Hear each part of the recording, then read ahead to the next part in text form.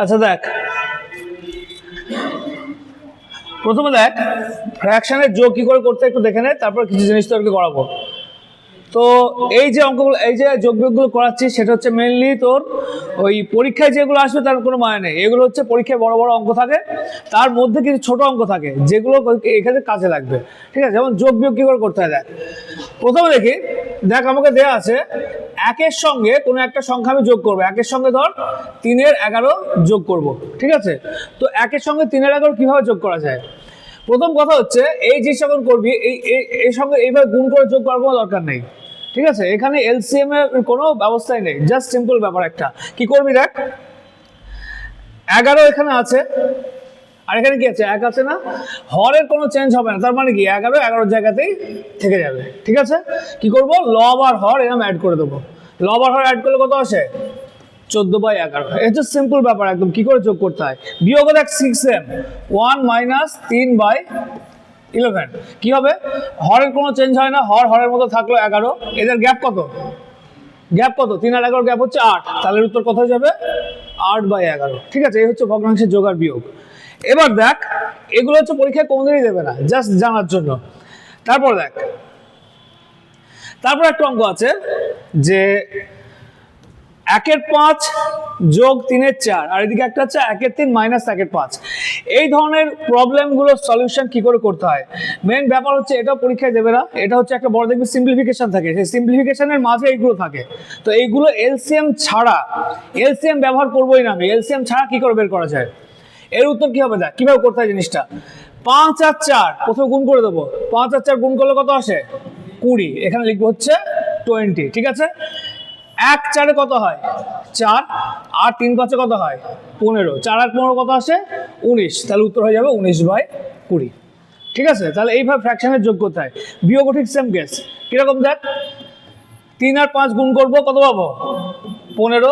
5 একে 5 মাইনাস 3 একে 3, কত হয়, 5 - 3 = 2, 2/15। এটা হচ্ছে ফ্র্যাকশনের বিয়োগ। ঠিক আছে, এগুলো হচ্ছে নর্মাল সংখ্যা। এইবার বিয়োগ দেখ, কিছু বড় বড় বিয়োগ। যেমন তোকে পরীক্ষায় দেখবি প্রায় দেওয়া থাকে এই ধরনের কোশ্চেন, যেগুলো এই ধরনের কোশ্চেনের অ্যান্সার কিভাবে করবি। অ্যান্সার কোশ্চেনটা কি আছে যে 7×3-এর 7 থেকে 5×2-এর 11 সঙ্গে 5×2-এর 11 যোগ করবো।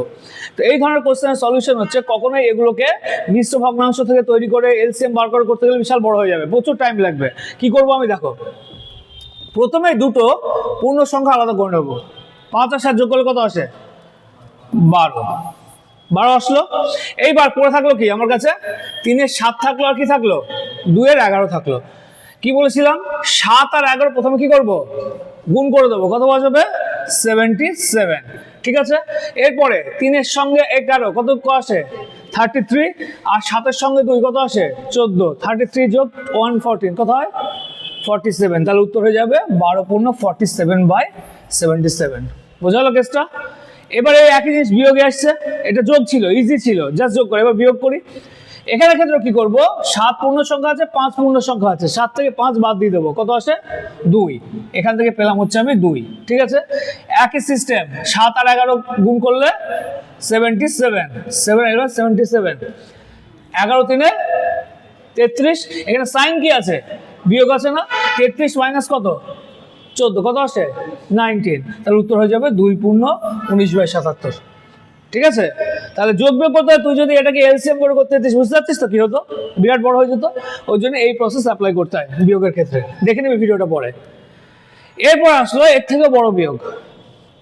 এটা দেখা মাত্রই তোর মনে হতে পারে যে এত বড় বিয়োগ পরীক্ষা হলে করবো কিভাবে, কারণ আমরা নিয়ম কি জানি, এর সঙ্গে এলসিএম গুণ করতে হয়, গুণ করতে তারপর বিয়োগ করতে হয়, কিন্তু এরকম করবো না। এক্ষেত্রেও আমার একটা ট্রিক্স আছে, ট্রিক্স বলতে জাস্ট বেসিক কনসেপ্ট আছে। কিরকম দেখ, এই যে জিনিসটা আছে, নর্মাল প্রসেসে যদি আমি বিয়োগ করতে চাই, এটা কিন্তু বিরাট বড় হবে। কিরকম, 63 সঙ্গে এটা গুণ করবো, এর সঙ্গে 47 বাদ দিয়ে দেবো, তারপর আবার ভাগ করে করবো, ওরকম ব্যাপারটা মোটেও না। কি করব, শুরুতেই 243 থেকে 1 কমিয়ে দেবো, কত পাওয়া যায়, 242। তাহলে এখানে লিখে নিলাম 242। এখানে কি আছে, নিচে 63। যা কিছুই হোক, নিচের হর কোনোদিন পরিবর্তন হবে না। তাহলে কি হবে, নিচে কত আসবে, 63। এই যে 63 আছে। এইবার 47 আর 63 গ্যাপ কত, 16 নয়, 16। তাহলে উত্তর হয়ে যাবে 242 পূর্ণ 16/63।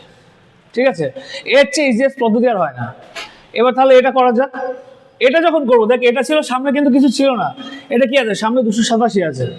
এখানেও করবো কি, এখানে যেমন কিছু ছিল না বলে আগে থেকে একবার দিয়েছিলাম, এখানেও করবো কি 287টাকে এক বাড়িয়ে নেবো, কত হবে 288। তাহলে 287টাকে আমি কত ধরবো 288। তাহলে 499 থেকে 288 যদি বাদ দিয়ে দিই কত পাওয়া যায় 211 পাওয়া যায়। তাহলে এখান থেকে যদি 288, এখানে 288 ধরে নেবো, এটাকে বাদ দিলে কত পাওয়া যাচ্ছে 211 পাওয়া গেল।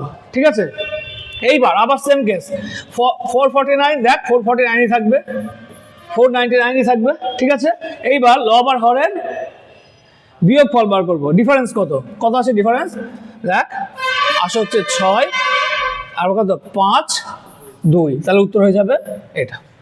এইভাবে যত বড় ফ্র্যাকশনের যোগ বিয়োগ দিক না কেন জাস্ট সিম্পল এইভাবে করবি।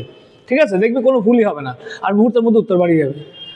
লাস্ট অঙ্ক হচ্ছে এটা, নিজেরা ট্রাই করবি এই অঙ্কটাকে, নিশ্চয়ই দেখেছিস পরীক্ষায়, অঙ্কটা বহুবার দেখেছিস পরীক্ষায়। ছেলেমেলে করে কি, এই 9 9 9 ছখানা 9 যোগ করে, বা 6 সঙ্গে 9 গুণ করে দেয়, গুণ করে এই ভগ্নাংশগুলোকে আলাদা করে আবার যোগ করে, তাই তো? এটা করার পদ্ধতি দেখ। এই ধরনের অঙ্ক যখনই পাবি, এই 9 দিয়ে গুণ করাটা একটু কঠিন ব্যাপারই হয়ে যায় অনেকের ক্ষেত্রে। কি করবি, কতগুলো আছে 1 2 3 4 5 6, ঠিক আছে, এই 999 ইন্টু 6 করার বদলে আমি যদি 6খানা হাজার ধরে নিই, কত হয় 6000। 6000 থেকে কটা আছে 6টা আছে না, 6000 থেকে 6 বাদ দিয়ে দেবো, কত পাওয়া যায় 5994। গুণ করবো না, আমি জাস্ট একটা 6 বাদ দেবো, আর কিচ্ছু নেই। তাহলে কত পাওয়া যাবে 5994। এইবার দেখ সব কথার ক্ষেত্রে কি আছে 7 7 7 আছে না, সব 7, তাহলে আমার হরের কোনো ব্যাপার নেই। আর এবার করবো কি, উপরের কোনটা যোগ করে দেবো, 3 3 6 6 4 10 10 5 15 15 কত হয় 21, 21 ভাগ 7 কত পাওয়া যায় 3, তাহলে এর সঙ্গে একটা 3 অ্যাড করো, উত্তর কত হবে 5997। ঠিক আছে, তাহলে এই প্রসেস আর ভিডিও করা ভালো করে দেখে নিবি, দেখবি ক্যালকুলেশন অনেক সোজা হয়ে যাবে। আচ্ছা, এবার অঙ্কে চলে যায়, অঙ্ক পড়াচ্ছি দেখ, 40টা অঙ্ক পড়াবো টোটাল।